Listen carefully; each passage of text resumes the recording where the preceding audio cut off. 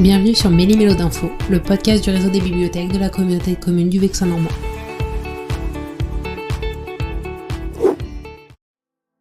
Aujourd'hui, on accueille Michel, une lectrice, très grande lectrice de la bibliomédiathèque, qui va nous parler du patrimoine culturel et notamment d'un fameux peintre qui a vu le jour ici, qui est Louis Anquetin.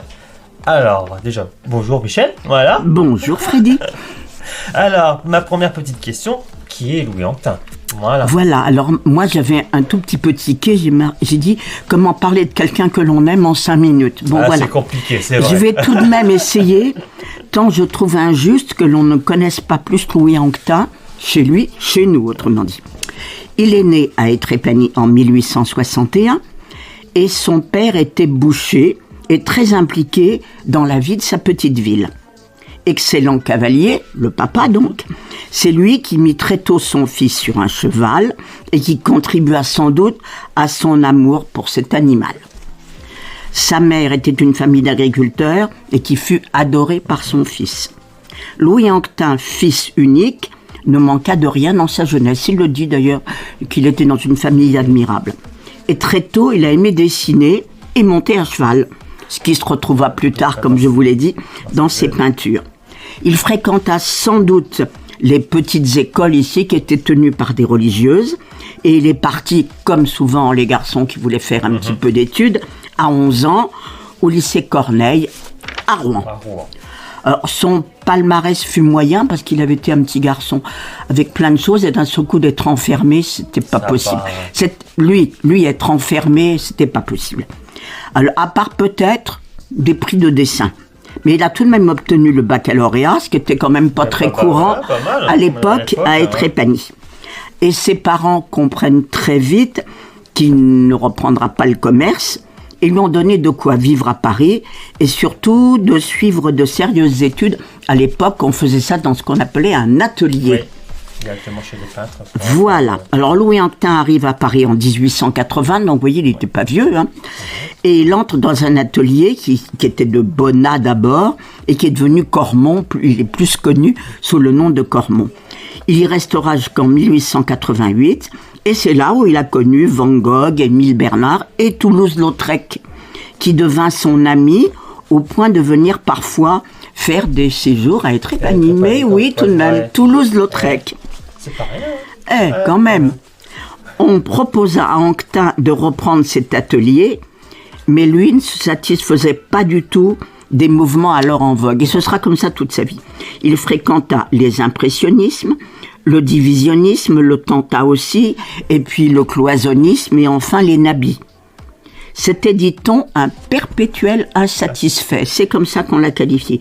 Il voulait autre chose, mais quoi ? On ne savait pas. C'est ça. On ne sait pas. Je pense qu'il ne savait pas, on va dire. Voilà. Entre 1880 et 1900, il fait des études intensives, et ça on l'ignore un peu, du corps humain et des recherches aussi de techniques perdues à l'huile. Il a fait énormément de recherches, on verra ça un petit peu plus tard. Ces recherches intéressèrent des gens célèbres et du monde parisien, parce que quand on a quand même de la fortune, on fréquente beaucoup de gens. Sûr, dans les gens un peu connus, il y a donc Clémenceau et Henriot, qui firent sa connaissance, et malheureusement, la guerre arriva. Il a fermé son atelier qu'il avait à Montparnasse, et puis, il faut bien avouer que certains milieux artistiques le contestaient, comme partout. Vous avez, si vous reprenez le salon des refusés et tout un tas de choses, on retrouve. Il a travaillé cependant par la suite pour les tapisseries d'Aubusson et de Beauvais. On en parlait tout à l'heure. Il a fait des décors de théâtre et il a répondu aussi à des commandes de particuliers. Il fallait tout de même vivre, même s'il n'avait pas besoin d'argent, mais tout de même. Cependant, sa préoccupation était toujours du domaine de la recherche. Alors que ce soit dans l'anatomie, dans les proportions, les perspectives, les déformations optiques, les techniques du dessin, de la peinture et de sa texture. Il aboutit à la formule d'un médium, donc qui est une formule de peinture, en 1930, mais qui s'en souvient encore, surtout qu'il est décédé en 1932, pas à Étrépagny, d'ailleurs il était sur la Côte d'Azur, où il revenait assez souvent être épanoui. On peut penser qu'il resta plus un chercheur qu'un créateur. Mais est-ce que c'est pas le lot de tous dans le domaine de l'art, comme on le disait tout à l'heure? C'est pas facile d'être novateur dans ce domaine-là. Et pourtant, il suffit de regarder ses toiles, n'est-ce pas, Marie, pour aimer ce qu'il a voulu nous montrer, cet amour de la peinture. Alors, mon rêve, que les jeunes qui fréquentent le collège qui porte son nom aillent parfois fleurir sa tombe.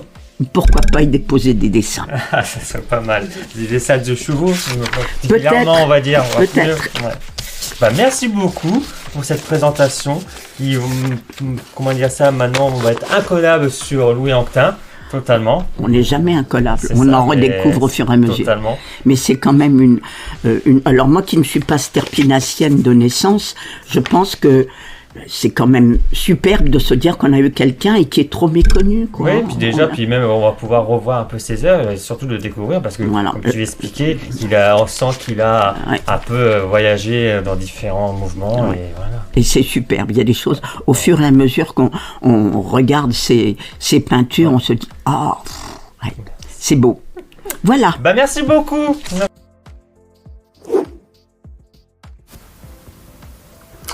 Aujourd'hui, Marie-Hélène va nous raconter les petites histoires écrites par le groupe classe de l'école Joliot-Curie de Gisors. Alors le titre, ça s'appelle « Le carnaval des petites patates ». Le carnaval des petites patates. Bientôt, c'est Mardi Gras et les petites patates se préparent avec énergie pour le grand carnaval. Comme tous les ans, vers la fin de l'hiver, elles utilisent de vieux sacs de patates pour confectionner leur déguisement. C'est une vieille tradition. Elles se fabriquent un masque de petites patates et quand elles défileront pendant le ramdam, elles se dandineront comme des canards. Comme ailleurs, on y brûlera à la fin le bonhomme Hiver, un horrible type qui s'appelait Iwen masqué et qui représente tous les malheurs de l'année écoulée, dit-on. Il avait envoyé son feu sur la boulangerie et celui-ci avait dévoré tous les gâteaux. Pendant le défilé, un tout petit géant qui s'appelle Bébé le Racaillou capture le fou du roi alors qu'il surveillait les clowns. Il lui met un masque d'arlequin et l'oblige à faire le carnaval toute la nuit jusqu'à ce qu'un lion en jupe bondisse devant lui et lui lèche le visage.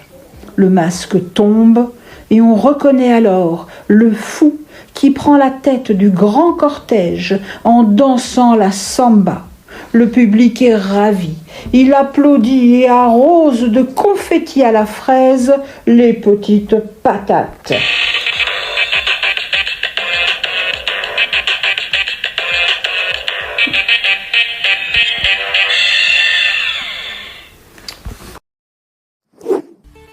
À bientôt pour un prochain épisode.